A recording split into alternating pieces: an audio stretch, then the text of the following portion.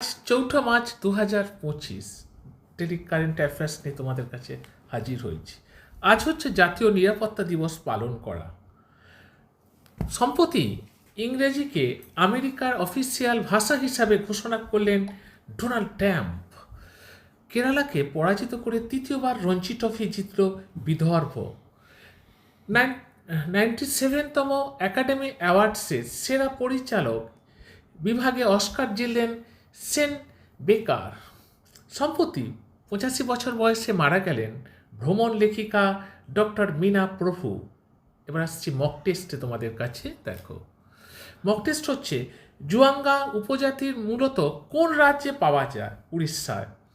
Chilli open 2025 tennis টুর্নামেন্টে পুরুষের double শিরোপা কে জিতেছেন? বি। 2025 সালে বিশ্ব বন্যপ্রাণী দিবস প্রতিপাদ্য কি? সি।